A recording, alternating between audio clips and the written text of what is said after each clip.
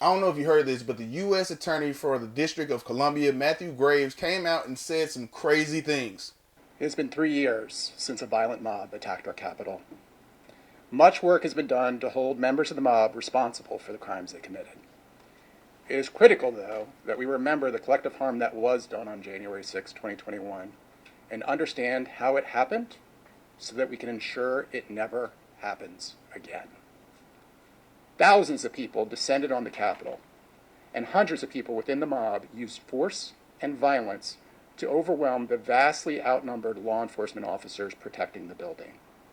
In scenes often reminiscent of a medieval battle, officers engaged in hand-to-hand combat with members of this invading force. With nearly 900 people convicted to date of crimes committed on January 6, 2021, we are at a point in our prosecutions where thousands of photographs, videos, and communications have been accepted by courts. The public's help is still needed, though. More than 80 people are still wanted and unidentified for acts of violence at the Capitol. Today, we will post a list of individuals most wanted by the FBI for violence at the Capitol, calling for any help the public can provide in identifying them, including the following. The admissions after the fact are perhaps the most jarring. Having had time to reflect on their crimes that struck at our very democracy, the defendants expressed pride, not remorse. Protecting the rights of witnesses, victims, and defendants is paramount. The department's work is not to win at all costs. It is to do justice for all. Do you think that January 6th was just as bad or pretty much close to September 11th? Because this is what the corporate media and Joe Biden and his administration want you to believe. Even though it happened 3 years ago and we all saw what happened, some individuals did get unruly, but yet we already seen in the footage that police officers were actually letting people inside the building. So why is this Justice Department acting as if these people who were there were terrorists? They got the people who were inside of the building. They got the people who were fighting and knocking over the barricades, other than Ray Epps, because he's just an innocent guy, even though he was the man walking around telling people to storm the building.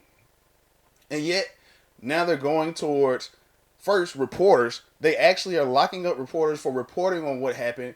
And now, if you were just anywhere in the vicinity, this is getting dangerous. And they're going to move it to a point where if you said what happened on January 6th wasn't a big deal, someone like me, they're going to lock you up. And especially if you have a large following and you say anything against the narrative that the corporate media is trying to push.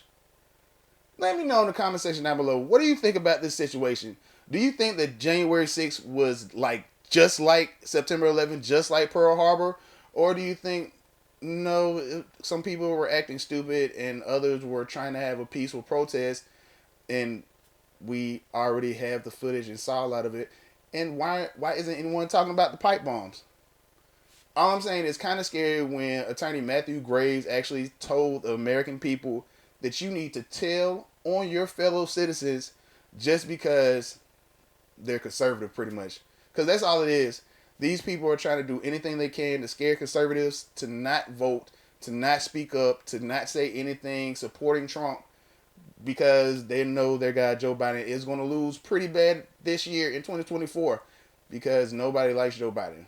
And also, if you didn't catch it, I want to put a little light on what Matthew Graves said when he stated that the individuals who were at the Capitol, who stormed the Capitol, were threatening democracy.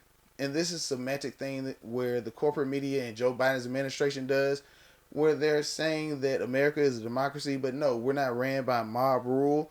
It is actually a republic. That's why it's in the Constitution, to the republic for which it stands. And also, these people are trying to make it seem like the individuals who were at the Capitol were all rioters. But at the same time, they let the individuals during the Summer of Love burn down cities.